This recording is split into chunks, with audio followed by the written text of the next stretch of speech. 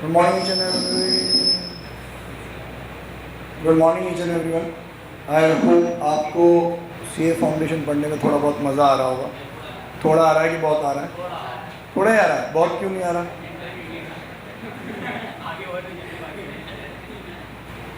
Intermediate में आएगा। Okay, intermediate में मेरे हिसाब से नहीं आएगा। बताए क्यों? क्योंकि आप सब अलग अलग हो जाओगे। अभी आप साथ में हो, साथ में पढ़ रहे हो, आपका पूरा ग्रुप है, लेकिन जब इंटरमीडिएट आएगा तो आप सब एक या दो के ग्रुप में बट जाओगे, तो इतना मज़ा नहीं आएगा मेरे हिसाब से। और अगर आप लोग सब साथ में पास हुए तो और साथ में फिर पढ़े भी सही, तो फिर इंटरमीडिएट में और ज़्यादा मज़ा आएगा। ठीक है, आप जिन्होंने बोला कि थोड़ा मज़ा आ रहा है, आईपीसीसी में आएगा, जैसे उन पागलों ने, उनको इसलिए क्योंकि इनको बहुत सिंपल लग रहा है सारी चीज़ें, कि ऐसी चीज़ें लग रही हैं जो अपन ने ऑलरेडी पढ़ी हुई है। तो आज की क्लास तो तुम्हारे लिए और भी बोरिंग होने वाली है। मींस आज तो अपन वो 2 लल्लू चैप्टर पढ़ेंगे जिनको आपने 11th क्लास में बस एक बार ही पढ़ा होगा, उसके बाद कभी टच भी नहीं किया होगा, और 12th क्लास में तो उसको आपने देखा भी नहीं होगा। कौन कौन से? सब्सिडरी बुक और लेजर। ठीक है, बनाने पे फोकस नहीं करेंगे, आपको आता ही है। एक बार आप फॉर्मेट देखोगे आपको आ जाएगा, प्रॉब्लम नहीं है उसमें। मतलब सीए फाउंडेशन के लेवल में मैं ये टेंशन नहीं लेता हूँ कि बच्चे सब्सिडरी बुक का क्वेश्चन सॉल्व कर पाएंगे कि नहीं कर पाएंगे। हम पूरा ध्यान देंगे नॉलेज पे। सब्सिडरी बुक क्यों बनाई जाती है?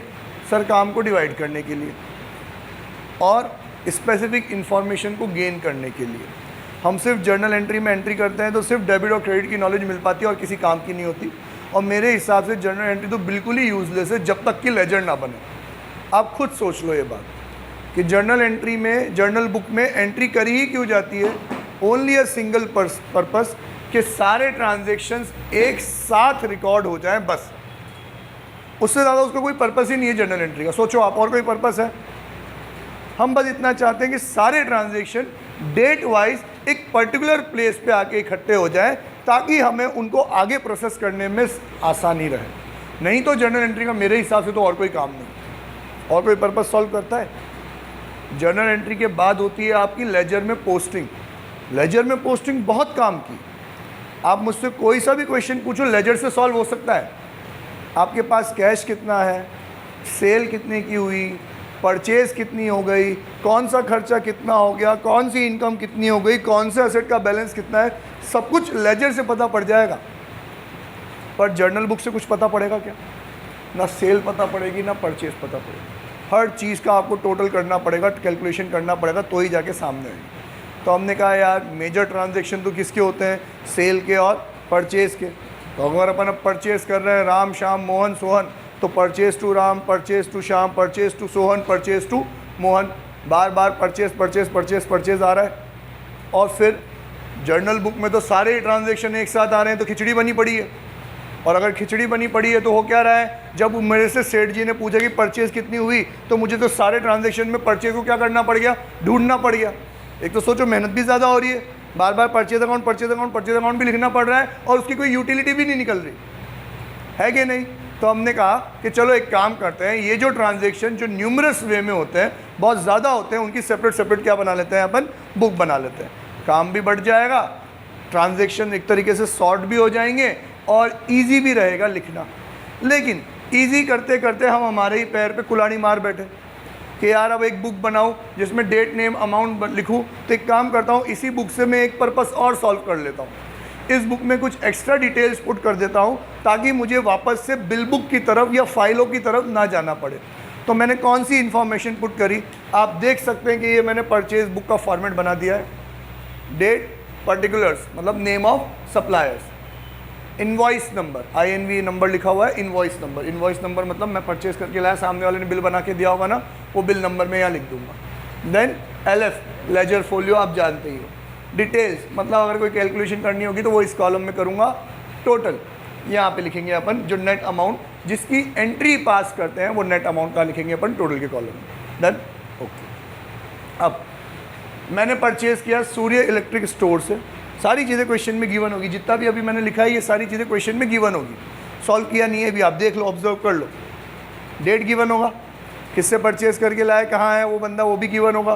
क्या परचेज, कितने में परचेज करके लाए, वो भी गिवन होगा। और ट्रेड डिस्काउंट है वो भी गिवन होगा। सारी चीज़ें गिवन होगी आपके पास। डन। अब इसको अपन को सिर्फ जो चीज़ मतलब एक तरीके से मैं यूँ कहूँ कि अकेडमी करी तो फिर भी सॉल्व करना पड़ता है। सर क्या सॉल्व करना पड़ता है? 40 ट्यूबलाइट एट 500 ईच, कितना हो गया? 20,000 यहाँ हो गया। 15 टेबल फैंस एट 2000, ये कितना हो गया? 30,000। एकेडमिक वर्ल्ड में तो फिर भी ये कैलकुलेशन अपन को करनी पड़ी, लेकिन रियल वर्ल्ड में अपन को करने की ज़रूरत थोड़ी है। उसने भी तो बिल बना के दिया है, उसने भी तो टोटल करके दिया होगा आपको। तो ये सारी चीज़ बिल में से अपन को तो सिर्फ क्या करनी है? कॉपी करनी है। टोटल माल कितने का हो गया? 50,000। Trade discount at the rate 10% ले लेते हैं। 50,000 का 10% कितना होगा? 10,000। डीके ऑयल पे मत जाना। क्या उस सॉरी मैंने 20 ले लिया। 5,000। डीके ऑयल पे मत जाना, क्योंकि वहाँ तो जीएसटी को इंट्रोड्यूस कर रखा है, हमें जीएसटी से कोई लेना देना नहीं। तो 50 - 5 कितना हो गया? 45। सिंपल है, लल्लू की तरह ये कैलकुलेशन आपको करनी पड़ी। और एक मार्किंग,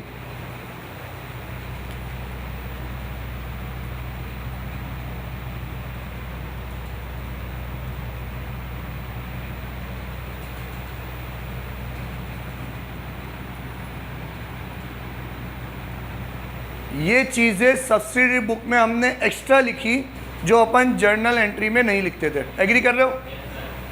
डन है ना? ओके। सेम तरीके से आप जल्दी जल्दी फटाफट कैलकुलेशन बताते जाओ मुझे, ख़त्म करते हैं इसको। 30,000, 10,000, 40,000। ट्रेड डिस्काउंट कितना रखूं? 15% रख लेते हैं। 6,000, 34,000। 100 × 600, 60,000। 20 × 1,000, 20,000। 80,000। ट्रेड डिस्काउंट कितना? 10%। 8,000, 72,000। टोटल करो जल्दी से। 430, 70, 70, 140, 142, 146, 151, 1,51,000 का आपका टोटल। इसमें मुझे कुछ सिखाना पड़ा क्या आपको? याद आ गया ना? अगर यही परचेज बुक है, यही सेल्स बुक है, यही परचेज रिटर्न, यही सेल्स रिटर्न, ऊपर नाम कर दूंगा सेल्स बुक, तो यहाँ पे नेम ऑफ सप्लायर की बजाय क्या आ जाएगा? Name of customer. बाकी तो सब कुछ सेम है। यहाँ टोटल के कॉलम में आ जाएगा सेल्स अकाउंट, यहाँ क्या आ जाएगा? Sales account. डन। और अगर यही सेल्स रिटर्न बुक है तो वापस से नेम ऑफ कस्टमर, सब कुछ वैसा ही, sales return account. Purchase return book है तो name of supplier, purchase return account. Clear है? ये देख लो आप एक बार, फिर मैं आपको अलग अलग तरीके की सब्सिडी बुक्स बताऊंगा। पहले ये समझ में आ गई? सबसे सिंपल फॉर्म जिसमें कैलकुलेशन का एक कॉलम होता है डिटेल्स का, और हमें इनसे मतलब नहीं है, अब हमें तो सिर्फ किससे मतलब है? 45, 34, 72। डन। क्लियर? अब अलग अलग तरीके की परचेज बुक पे चलते हैं। एक परचेज बुक पुराने ज़माने की, जब जीएसटी नहीं हुआ करता था, तब इस परचेज के साथ आता था फ्रेट, सेल्स के साथ आता था फ्रेट। तो हम क्या करते थे? एक कॉलम फ्रेट का और लगाते थे, आपको याद हो तो। मींस डिटेल्स, फ्रेट और फिर परचेज या फिर टोटल, या फिर हम यूँ कहें 3 कॉलम हो जाते थे उसमें, फ्रेट, परचेज और टोटल। कैलकुलेशन सारी यही हो जाती थी। एक कैलकुलेशन करके बता देता हूँ मैं।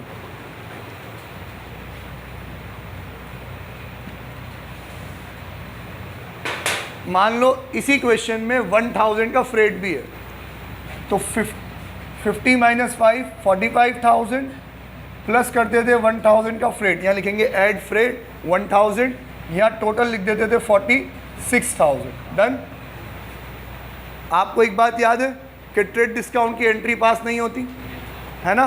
तो यहाँ तक तो मैं क्रॉस ही लगा दूँ, ये तो कहीं रिकॉर्ड होगा ही नहीं। अब कॉलम बनते थे 3। पहला कॉलम बनेगा फ्रेट का, दूसरा कॉलम बनेगा परचेज का, तीसरा कॉलम बनेगा टोटल का। फ्रेट लिखेंगे अपन 1,000, परचेज लिखेंगे 45,000 और टोटल के कॉलम में लिखेंगे 46,000। याद आया कुछ? आर्ची याद आ रहा है? नहीं, इससे पहले वाली सारी चीज़ें आ गई थी। ठीक है, बस मेरे पास जगह नहीं है इसलिए मैं कॉलम नहीं बना रहा हूँ।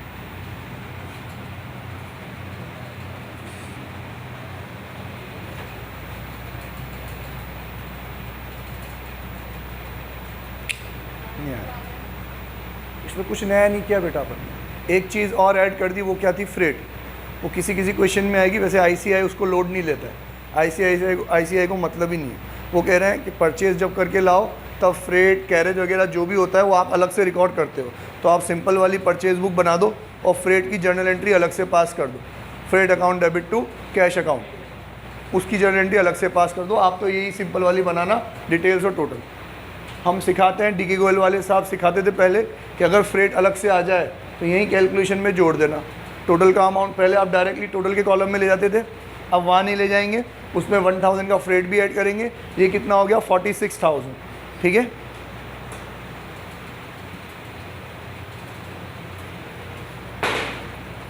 अब एक कॉलम बनेगा फ्रेट का, एक कॉलम बनेगा परचेज का, एक कॉलम बनेगा टोटल का। फ्रेट का अमाउंट फ्रेट के कॉलम में, परचेज का अमाउंट परचेज के कॉलम में, और टोटल आ जाएगा 46,000। इसी तरीके से तीनों के आगे तीन तीन अमाउंट आएंगे। ठीक है, एक टोटल लग जाएगा फ्रेट का, एक टोटल लग जाएगा परचेज का, एक टोटल लग जाएगा टोटल का। ठीक है, हो पाएगा? ये सिंपल है। अब एक और नेक्स्ट लेवल का इंट्रोड्यूस करते हैं। मानो आपको समझ में आ रहा है ये? हाँ, ये सिंपल चीज़ है, इसलिए मैं इसको ऐसे मैं अज्यूम कर रहा हूँ कि आपको समझ में आ रहा होगा।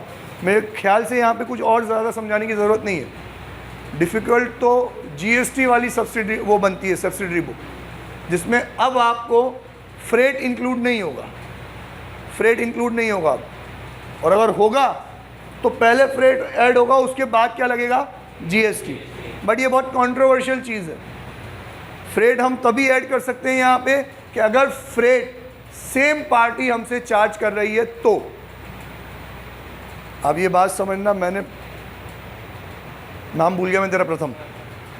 मैंने प्रथम से गुड्स परचेज करे 45,000 के, लेकिन ट्रांसपोर्टर मैंने अरेंज किया कार्तिक को, और 45 इसको देने हैं, 1000 इसको देने हैं। इस केस में तो 1000 कभी भी परचेज बुक में आएंगे ही नहीं। समझ में आ रहा है कि नहीं आ रहा? क्योंकि यहाँ पे परचेज बुक रिकॉर्ड हो रही है और नाम सिर्फ किसका आ रहा है? प्रथम का। तो जो अमाउंट मुझे प्रथम को देना है सिर्फ वही आ सकता है। मैं अलग से कार्तिक का नाम लिखने थोड़ी बैठूंगा 1000 रुपये के चक्कर में। तो उस केस में फ्रेट सब्सिडी बुक में रिकॉर्ड नहीं होगा। लेकिन मैंने प्रथम से माल परचेज किया और मैंने प्रथम को ही बोल दिया कि ट्रांसपोर्टर आप ही अरेंज करना। प्रथम का फ़ोन आया, 1000 रुपये लगेंगे। मैंने कहा टेंशन नहीं है, 45 दे रहा हूँ, 1000 रुपये और दे दूँगा। अब जो मैं फ्रेट दे रहा हूँ किसको दे रहा हूँ? सेम पार्टी को दे रहा हूँ। तो अब वो 1000 कहाँ शो होगा? सब्सिडी बुक में शो हो सकता है। डन। अब चलते हैं अपन जीएसटी के ऊपर। अगर प्रथम फ्रेट का बिल अलग से बनाता है, मैं अब आपको दे रहा हूं ऐसी नॉलेज जो अभी काम की नहीं है ना, तो उसी तरीके से सुनना, कंफ्यूज नहीं हो जाना। अगर प्रथम फ्रेट का बिल अलग से रेस करता है तो उसके ऊपर जीएसटी की रेट अलग लगेगी, और अगर प्रथम फ्रेट उसी मेन इनवॉइस में ऐड कर देता है तो उसके ऊपर जीएसटी की रेट वही लगेगी जो गुड्स के ऊपर लगती है। समझे? एग्जाम्पल, मैंने इससे ये 2 गुड्स परचेज की है ना, इन गुड्स पे जीएसटी लगता था 12% और फ्रेट की रेट है जीएसटी कितना लगेगा? 18%। अगर ये फ्रेट का बिल अलग से बना रहा है तो जीएसटी कितना लगेगा? 18%। और अगर ये इसी इनवॉइस में ऐड कर रहा है तो अब फ्रेट पे भी कितना लगेगा? 12%। ये बात समझ में आ गई आपको? डन। बट हम आपसे 11th क्लास में या फाउंडेशन में जीएसटी की नॉलेज एक्सपेक्ट करते ही नहीं है कि आपको जीएसटी के बारे में जी भी पता है साला। हम कुछ एक्सपेक्ट नहीं करते। तो हम तो आपसे ये अंधा कानून है एक्सपेक्ट करते हैं कि जो रेट गुड्स पे है वही रेट किस पे लग जाएगी? फ्रेट पे लग जाएगी। तो हम क्या करेंगे? पहले फ्रेट ऐड करेंगे, 46,000 आएगा, फिर उसके ऊपर जीएसटी ऐड करेंगे। नाउ जीएसटी 3 तरीके का होता है, आप लोगों ने तो सुना ही होगा, 11th क्लास में आपके सिलेबस में तो आ ही गया था। CGST, SGST, IGST. अगर मैं भी दिल्ली का हूँ और ये 3 लोग भी दिल्ली के ही हैं तो क्या लगेगा? CGST, SGST. मैं कहीं और का हूँ, ये लोग कहीं और के हैं, अलग अलग स्टेट के हैं, तो क्या लगेगा IGST। अब हो सकता है कोई सप्लायर आउटसाइड स्टेट का हो, कोई supplier with in the state का हो, तो किसी किसी में CGST SGST लग जाएगा, किसी किसी में IGST लग जाएगा। डन? आ रहा है कि नहीं आ रहा समझ में? आ रहा है। अब क्योंकि GST अलग से लगा है और GST मैंने गवर्नमेंट के नाम पे लिया है, मुझे वो चीज़ गवर्नमेंट को लौटानी है, तो वो तो मेरे लिए क्या है? लाइबिलिटी। या फिर मैं अभी परचेज के टाइम पे GST पे कर रहा हूँ, जो GST मैं पे कर रहा हूँ उसका बेनिफिट मुझे बाद में मिल जाएगा, तो ये तो क्या है मेरे लिए? असेट। जो गुड्स परचेज किए वो क्या है मेरे लिए? खर्चा। और जो GST पे करी वो क्या है मेरे लिए? असेट। तो मुझे दोनों को अलग अलग रिकॉर्ड करना पड़ेगा कि नहीं करना पड़ेगा? जैसे अभी मैं फ्रेट को अलग रिकॉर्ड कर रहा था, परचेज को अलग रिकॉर्ड कर रहा था। क्यों? क्योंकि सर फ्रेट अलग खर्चा है, वो अलग से रिकॉर्ड होगा, परचेज अलग खर्चा है, वो अलग से रिकॉर्ड होगा। इसी तरीके से ये दो तो रह गए खर्चे, CGST SGST IGST क्या आ गया? असेट। तो इनके अलग कॉलम बनेंगे, ये अलग से रिकॉर्ड होंगे। इसका मतलब अब ये बेचारा टोटल का कॉलम और दूर हो जाएगा, यहाँ पे 3 कॉलम और ऐड हो जाएंगे, CGST SGST और IGST, फिर आएगा टोटल। आप अपनी बुक में फॉर्मेट देख लो।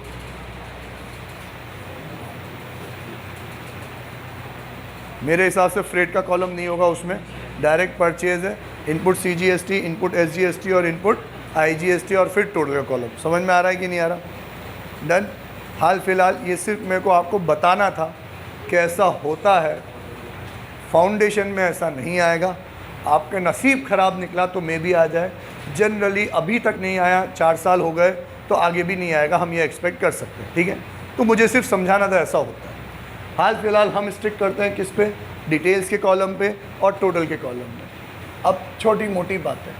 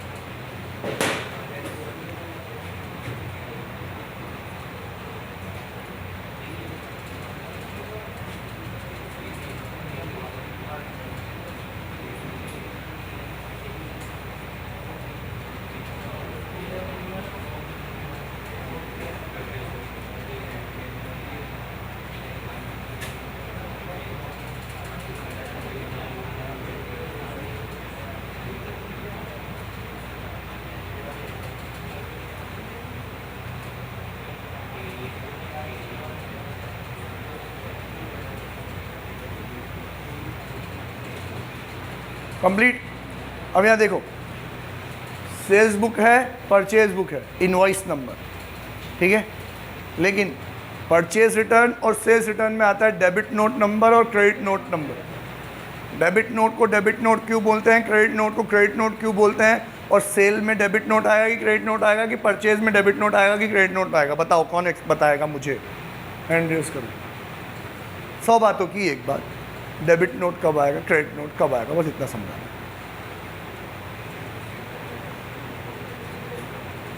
हाँ बोलो आर्ची।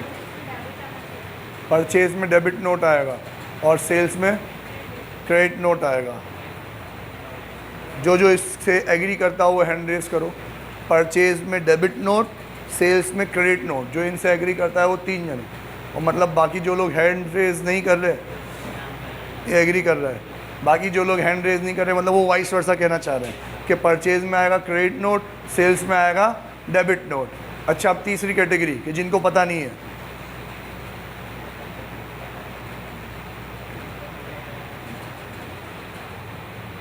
डूब मरो आप लोग, पता होना चाहिए था आपको, फिर भी बता देता हूँ, मेरे को भी याद नहीं रहता इसे, सोचना पड़ता है। सोचना पड़े तो मेरे हिसाब से आपके बेसिस स्ट्रॉन्ग है, आप फट से जवाब दो इसका मतलब आपने रट्टा मार रखा, ठीक है।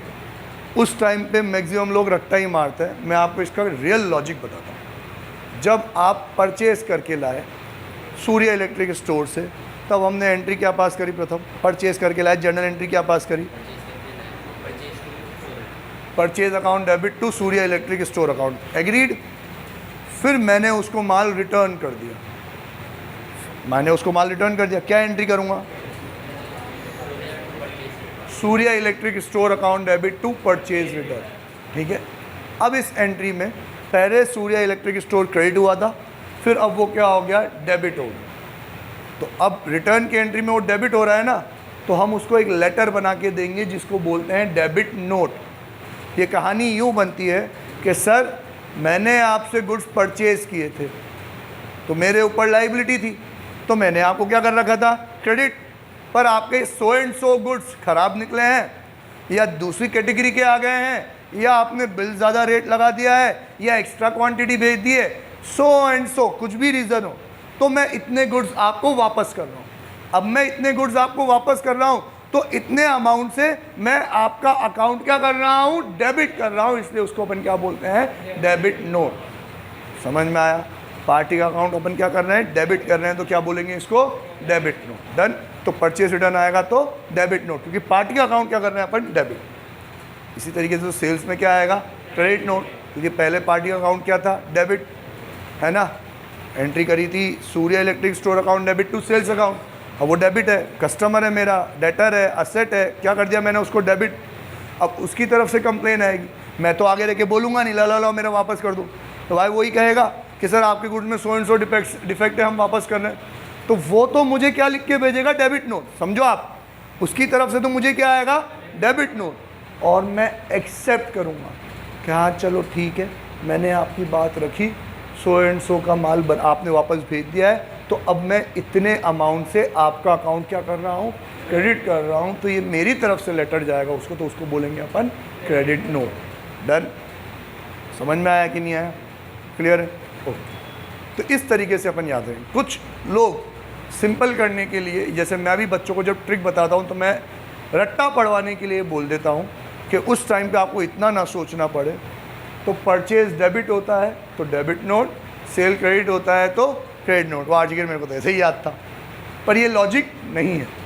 लॉजिक क्या है कि पार्टी का अकाउंट आप डेबिट कर रहे हो तो डेबिट नोट, पार्टी का अकाउंट आप क्रेडिट कर रहे हो तो credit note. Done. Debit note, credit note सिर्फ और सिर्फ परचेज रिटर्न, सेल्स रिटर्न के केस में नहीं होता।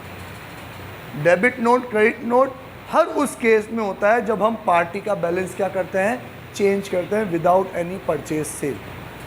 बिना किसी ट्रांजैक्शन, किसी डिस्प्यूट की वजह से भी अपन पार्टी का अकाउंट बैलेंस चेंज करेंगे ना, अमाउंट कम कर देंगे या ज़्यादा कर देंगे, तो या तो उसको डेबिट करेंगे या उसको क्रेडिट करेंगे। तो उस केस में भी आप क्या करोगे? ये डेबिट नोट और क्रेडिट नोट ही इशू करोगे। एग्जाम्पल, मान लो मैंने अब इसको गुड्स सेल करे और मैंने इससे क्या कहा कि देखो अगर आपका पर्पस सॉल्व हो जाता है तो ये रेट लगेगी, और अगर आपका पर्पस सॉल्व नहीं हो रहा है तो भी इतनी रेट में आप मुझसे माल ले लेना। मतलब 2 रेट बोल दी। या फिर मैंने यूँ बोला कि अगर आपने मेरा 100 एंड 100 काम कर दिया इस डेट से पहले तो रेट कम लगेगी, और आपने नहीं किया तो रेट क्या लगेगी? ज़्यादा लगेगी। तो अभी मैं बिल तो कम से बना के भेज रहा हूँ, लेकिन अगर आपका काम नहीं हुआ तो फिर रेट क्या लग जाएगी? ज़्यादा लग जाएगी, है ना। तो अभी मैंने बिल बनाया 10 रुपये के हिसाब से, अब लेकिन रेट ज़्यादा लगानी है तो मैं इसका बैलेंस क्या कर दूंगा? बढ़ा दूंगा। मैंने इसको गुड्स सेल करा था, ये क्या था मेरे लिए? डेटर। अब मुझे इसका बैलेंस और बढ़ाना है तो मुझे इसको और क्या करना है? डेबिट। तो अब सेल्स के केस में भी क्या आएगा? डेबिट नोट आएगा। समझ में आया कि नहीं आया? क्लियर? ओके। जसकिरत, कोई डाउट? समझ में आ रहा है पूरा? पर मेरे हिसाब से सब्सिडी बुक आ गई होगी आपको। अब देखो छोटी सी बारीकी, अगर आप सिंपल वाली लगा रहे हो कि डिटेल्स के बाद डायरेक्टली टोटल आता है, किसका? परचेज़ का, कोई फ्रेट नहीं है, कोई जीएसटी नहीं है, तो फिर यहाँ पे आएगा परचेज़ अकाउंट, और निशानी के लिए अपन लिख भी देते हैं परचेज़ अकाउंट डेबिट। लेकिन अगर आप कॉलमनर सब्सिडरी बुक बना रहे हो जिसमें मान लो एक परचेज़ के कॉलम के साथ फ्रेट का कॉलम भी और एक्स्ट्रा आ गया, तो फिर आप यहाँ पे परचेज़ अकाउंट डेबिट नहीं लिख सकते, क्योंकि अब तो 2 कॉलम है। तो फिर आपको क्या लिखना पड़ेगा? टोटल या ग्रैंड टोटल। समझ में आया? डन। CGST SGST में भी क्या लिखना पड़ेगा आपको? टोटल। टोटल में डेबिट क्रेडिट लिख ही नहीं सकते आप लोग, ठीक है। सिर्फ और सिर्फ क्या लिखना पड़ेगा आपको? टोटल। डन। अब इससे अपन आए कहाँ पे? लेजर की तरफ। लेजर की तरफ आ रहे हैं तो बस आपको बुक का नेचर याद रखना होता है। परचेज का नेचर क्या होता है? डेबिट के क्रेडिट? डेबिट। तो परचेज अकाउंट क्या हो जाएगा, डेबिट, और बाकी की पार्टीज क्या हो जाएगी, credit credit credit. Done. Purchase में आप क्या लिखोगे, याद ही होगा आपको लाइन,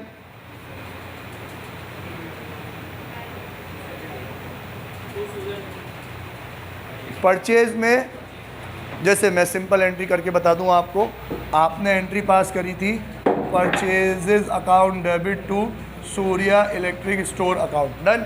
ये एंट्री हुई थी, परचेज अकाउंट क्या होगा, डेबिट, तो डेबिट साइड में क्या लिखेंगे अपन, टू सूर्या इलेक्ट्रिक।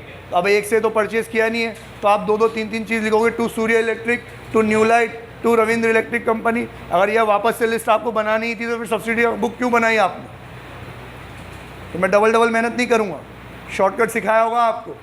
क्या था, टू सन्ड्रीज, हमारी शब्बीर सर की, हाँ मैं तो नहीं बोलता हूँ, to sundries as per purchase book, to creditors to debtors कुछ भी नहीं, सन्ड्रीज मतलब वेरियस पार्टीज, कि to various parties as per purchase book directly क्या आ जाएगा, 1,51,000। आप खुद सोचो, जब मैंने एक सेपरेट बुक बना दी जिसमें मैं सिर्फ और सिर्फ परचेज रिकॉर्ड कर रहा हूँ, आप उस बुक को खोलो, आपको सारी purchase date wise with details मिल जाएगी, तो वापस से सेम डिटेल यहाँ बनाने की क्या ज़रूरत आ गई। ये तो क्वेश्चन है 3 है, प्रैक्टिकल लाइफ में तो 30 होंगे, तो वापस से 30 नाम यहाँ लिखूँ, फोकट में अकाउंट को लंबा लिखूँ, तो मैंने तो रेफरेंस दे दिया कि इस महीने में टोटल, यहाँ देखो टोटल डेट भी कौन सी लिखी हुई है, महीने की एंड डेट 30 जून, कोई दूसरी डेट नहीं लिखेंगे, जिस महीने की परचेज बुक बन रही है उसकी एंड डेट, तो ये पोस्टिंग भी कब होगी, एंड डेट पे 30 जून, कि सर इस महीने में टोटल 151 का माल परचेज किया है। अगर आपको चेक करना है कितना किससे परचेज करके लाए तो कहाँ चल जाओ, as per purchase book. Clear. अब लेजर में पोस्टिंग याद रखने के लिए मैंने कहा आप बुक का नेचर याद रख लो। बुक का नेचर क्या है सर, परचेज की बुक है, परचेज क्या होता है, डेबिट, तो माई बाप अकाउंट कौन सा है, परचेज अकाउंट, उस अकाउंट में क्या आ जाएगी, डेबिट की एंट्री हो जाएगी, to sundries as per purchase book, complete. अब अगर परचेज के अकाउंट में डेबिट है तो बाकी पार्टीज के अकाउंट में क्या हो जाएगा, क्रेडिट, और यहाँ पे अपन लिख देंगे bye purchases bye purchases by purchases, और उनका इंडिविजुअल अमाउंट 45,000, 34,000 एंड 72,000, है ना। समझ में आया कि नहीं आया, हो जाएंगे आपके डेबिट इक्वल्स टू क्रेडिट। और अब बड़े बच्चों मेरे को समझाने की ज़रूरत नहीं पड़नी चाहिए कि अगर ये परचेज बुक के साथ हो रहा है तो सेल्स बुक के साथ क्या हो जाएगा, वाइस वर्सा। ये माई बाप अकाउंट कौन सा, सेल्स अकाउंट, सेल क्या होता है, क्रेडिट, तो यहाँ पे लिखेंगे by sundries as per sales book, है ना। और to sales to sales to sales, sales return account book होगी तो वापस से वाइस वर्सा। सेल्स रिटर्न क्या होता है, डेबिट, तो डेबिट साइड में फिर से to sundries as per sales return book, by sales return by sales return by sales return, purchase return में फिर उल्टा, by sundries as per purchase return book, to purchase return to purchase return to purchase return. ये चारों चीज़ें एक साथ बोल दी, लेकिन 100 बातों की एक बात, बुक का नेचर, परचेज क्या होता है, डेबिट, माई बाप अकाउंट में डेबिट, तो ये सारे क्रेडिट, फिर तो वाइस वर्सा आप लोग कर ही लोगे। तो मेरे हिसाब से ये सब्सिडरी बुक्स की लेजर की पोस्टिंग भी हो गई। अब आप कहो तो वो फ्रेट वाली और जीएसटी वाली भी सिखाऊं आपको, सिखा दूं? ओके। एक बात समझ, जिस चीज़ के कॉलम बन रहे हैं ना, ओ माई बाप, जिस चीज़ के कॉलम बन रहे हैं वो बोलो क्या, माई बाप, है ना। अभी मैंने कॉलम बनाए सिर्फ 2, एक परचेज और एक फ्रेट, तो कितने माई बाप, 2, परचेज अकाउंट और उसी के नीचे फ्रेट अकाउंट। फिर भी पोस्टिंग तो वही लल्लू। बुक का नेचर क्या है सर, परचेज, परचेज क्या होता है, डेबिट, तो दोनों माई बाप क्या हो जाएंगे, debit, to sundries as per purchase book.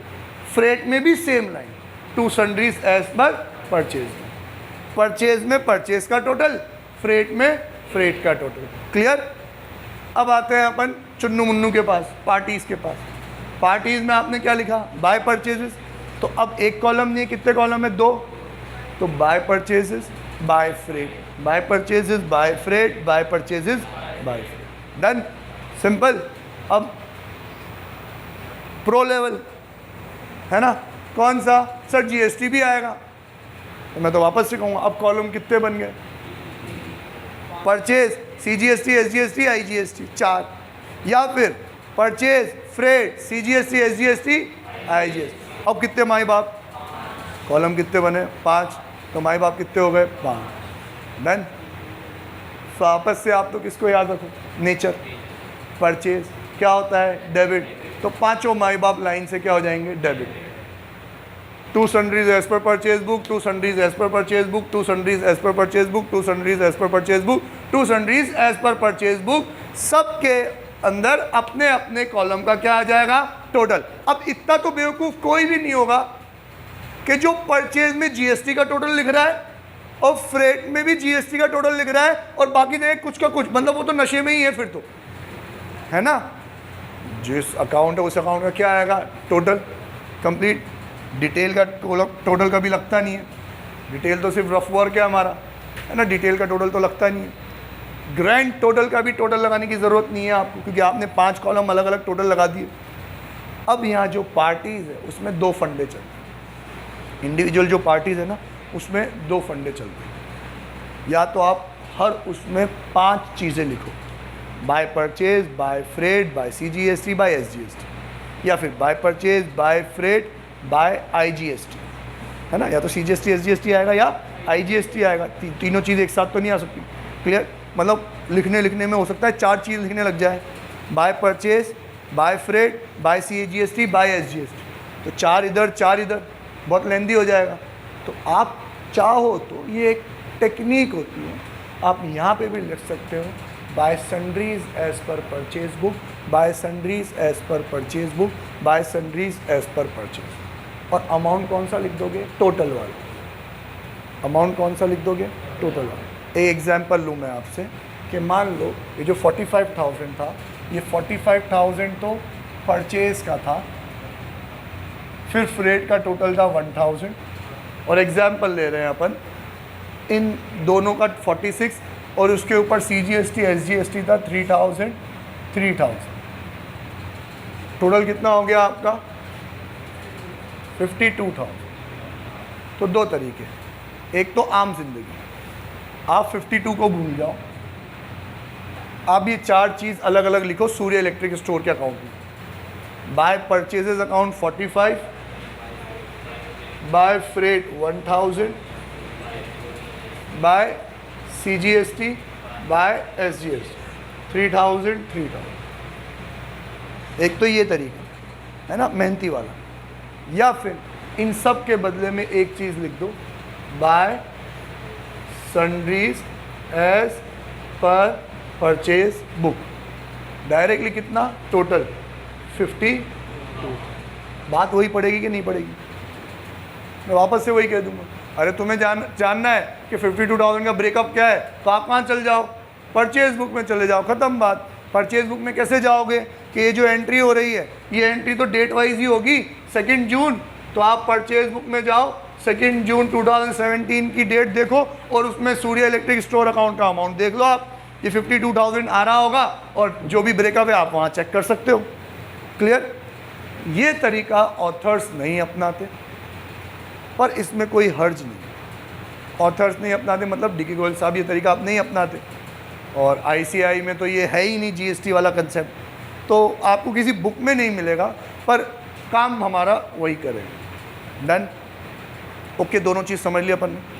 अब आप यही चीज़ sales book, sales return, purchase return में समझ जाओगे ना। मतलब मैंने एक बुक की पोस्टिंग समझा दी, मतलब मैंने 4 बुक की पोस्टिंग समझा दी। क्लियर है? पोस्टिंग की बात करें तो लेजर सबसे लल्लू चैप्टर रहता है आपके पूरे इतिहास में। क्यों? सिखाना भी आसान होता है, बच्चे जल्दी सीख भी जाते हैं, और एग्ज़ाम में उसका क्वेश्चन भी नहीं आता है ना। लेजर क्वेश्चन बहुत टाइम वेस्टिंग होता है। बेटा ये प्लीज़ पॉज करना, बंद मत करना। हेलो, नेक्स्ट स्टेप पे चलूँ, थोड़ा सा जल्दी चलूँ। आपने कल पेटी कैश बुक पढ़ी थी, पेटी कैश बुक पूरा बताने के बाद मैंने बताया तो स्टेटमेंट है, अपन को तो अलग से एंट्री पास करनी पड़ रही है, याद आया कुछ? हाँ, अलग से एंट्री पास करनी पड़ी। तो क्या एंट्री पास कर रहे थे? Petty cash account debit to cash account, पहली एंट्री। फिर सारे खर्चे की entry, 6 column account debit to petty cash. हाँ, postage account debit, carriage account debit, wages account debit, conveyance account debit, stationery account debit, miscellaneous expenses account debit to petty cash. याद आया? फिर अपन entry पास करे थे वापस से पैसे लेने की, petty cash account debit to cash account, done. अब लेजर में पोस्टिंग कैसे होगी? लेजर में पोस्टिंग होगी, एक तो पेटी कैश टू कैश वाली, ये एंट्री तो पास हो चुकी होगी कैश बुक से, तो कैश बुक से पोस्टिंग हो जाएगी। मैंने समझाया था आपको, पहली वाली एंट्री और आखिरी वाली एंट्री दोनों सेम थी, petty cash to cash, petty cash to cash. तो ये एंट्री तो कैश बुक में भी रिकॉर्ड हुई होगी। चल रहे हो ना मेरे साथ साथ? कालिंदी समझ में आ रहा है? सबको समझ में आ रहा है? समझ में आ रहा हो तो ही हाँ कहना, नहीं आ रहा हो हाथ के इशारे से तो मैं लिख के बताऊं। आ रहा है आपको? ये विजुअलाइज कर पा रहे हो मानव? लिख के बताऊं? एंट्री थी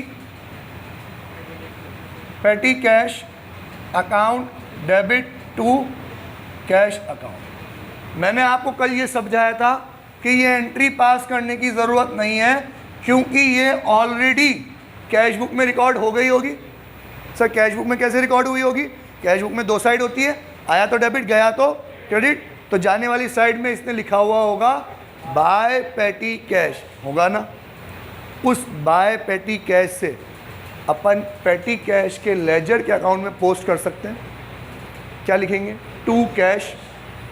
याद है कि नहीं याद आपको? कि अगर, यहाँ देखना, अगर कैश बुक के क्रेडिट साइड में लिखा है बाय पेटी कैश, तो लेजर के पेटी कैश अकाउंट में हम क्या लिखेंगे? याद आया कि नहीं आया? तो इन दोनों की पोस्टिंग तो यहाँ से हो जाएगी। अब कौन सी बची? मेन एंट्री, जो मंथ के एंड में अपन टोटल कॉलम्स से करते थे। 6 expenses account debit to petty cash. समझ में आ रहा है? हाँ, तो अब अपन लेजर में हर एक्सपेंस के अकाउंट में जाएंगे। पोस्टेज में गए, पोस्टेज अकाउंट क्या हो रहा है? डेबिट, तो डेबिट साइड में रिकॉर्ड करेंगे। क्या लिखेंगे? जो चीज़ क्रेडिट हो रही है, to petty cash, to petty cash, to petty cash, to petty cash, to petty cash. और पेटी कैश के अकाउंट में क्रेडिट साइड में आएंगे by postage, by wages, by cartage, by conveyance, by stationery, by miscellaneous expenses. याद आया? समझ में आया? ओके। जर्नल एंट्री से लेजर में पोस्टिंग करने का तरीका लल्लू। लेकिन आप सब अलग अलग स्टाइल में पढ़ के आए हो, तो एक बार मैं मेरी स्टाइल में बोल के बता दूँ। 3 लाइनों में बोलते हैं अपन। पहला, जैसे मान लो परचेज अकाउंट है, क्या हो रहा है? डेबिट। तो 3 चीज़, परचेज अकाउंट क्या हो रहा है? डेबिट, तो डेबिट साइड में रिकॉर्ड करेंगे। क्या लिखेंगे? जो चीज़ क्रेडिट हो रही है, रेफरेंस के लिए। तो परचेज अकाउंट में अपन क्या लिखेंगे? टू सूर्या इलेक्ट्रिक स्टोर, है ना? पर अमाउंट कौन सा? जो परचेज के सामने लिखा हुआ है। पॉज करो प्लीज़। हाँ, तो 3 बात, कौन से अकाउंट की पोस्टिंग कर रहे हो? परचेज की। परचेज अकाउंट क्या हो रहा है? डेबिट, तो डेबिट साइड में रिकॉर्ड करेंगे। लिखेंगे क्या? जो चीज़ क्रेडिट हो रही है, रेफरेंस के लिए। पर अमाउंट कौन सा? जो परचेज के सामने लिखा हुआ है। आपको अगर लेजर की पोस्टिंग अच्छे से आती हो तो मैं लेट गो करूँ, और अगर नहीं आती है तो आपको एक बहुत बढ़िया वाला डेमो दूँ। बोलो, फर्स्ट वाला ऑप्शन कि सेकंड वाला? सेकंड वाला, है ना? ओके। यार मैं कितनी मेहनत करता हूँ यहाँ।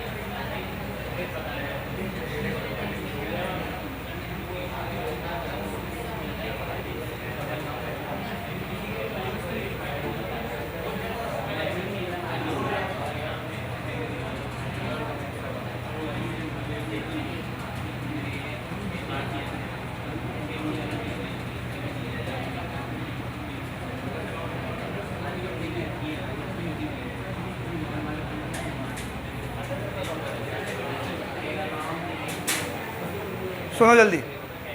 आई नो आपको लेजर में पोस्टिंग आती है, आप आसानी से कर लोगे क्योंकि आपने 12th क्लास में वही किया है, ठीक है। आपने रियलाइजेशन अकाउंट बनाया है, पार्टनर्स कैपिटल अकाउंट बनाया, तो आप डेबिट और क्रेडिट तो अच्छे से जानते हो।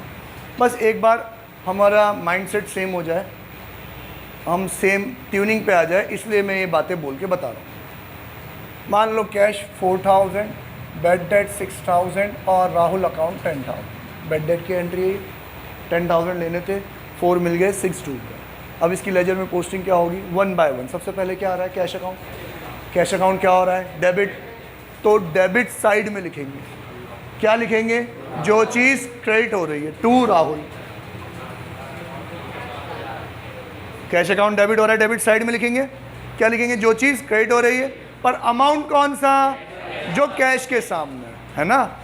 भावनाओं में नहीं बहना है कि टू राहुल लिखा तो यहाँ क्या लिख दोगे आप? 10,000। नहीं, किसकी पोस्टिंग कर रहे हैं अपन? कैश की। कैश कितने से डेबिट हो रहा है? 4,000।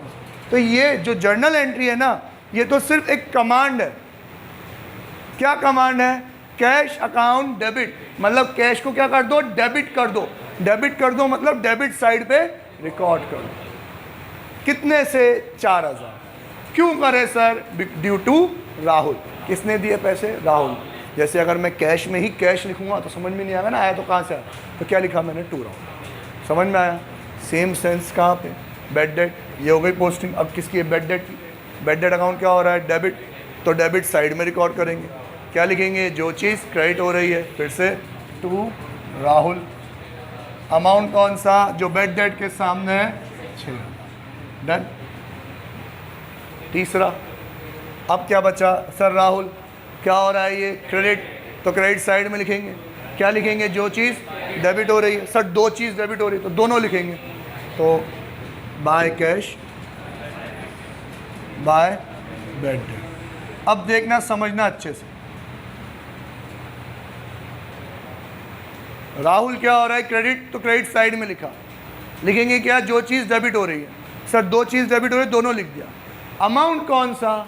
जो राहुल के सामने लिखा हुआ है। राहुल के सामने कितना लिखा हुआ है? 10। तो 10 लिखना है आपको वहाँ पर, लेकिन किसके आगे लिखोगे? कैश के आगे लिखोगे कि बेड डेट के आगे लिखोगे? तो क्या आपके पास 10 का ब्रेकअप अवेलेबल है? हाँ है। हमारा उद्देश्य क्या है कि भाई राहुल का अकाउंट क्रेडिट होना चाहिए 10 से, पर सामने दो पार्टीज़ हैं, तो सर 10 किसके सामने लिखे? क्या आपको 10 का ब्रेकअप पता है? हाँ सर पता है। तो यहाँ पे क्या लिखेंगे अपन? ब्रेकअप में लिख देंगे, पर अमाउंट कितना जाना चाहिए? 10 ही जाना चाहिए। 6 और 4 कितना हो गया? 10 हो गया। क्लियर है ये बात? डन। कभी कभी गाना याद आ गया मेरे को, कभी कभी मेरे दिल में ख्याल आता है, बस यही गाना याद आया था। कभी कभी ये लोग जो जनरल एंट्रीज़ में क्वेश्चन देते हैं ना, बहुत शानदार शानदार, मतलब वाकई में ये लोग लेवल हाई करके रखते हैं, बहुत घुमा फिरा के एक ट्रांजैक्शन देते हैं। तो हो सकता है कि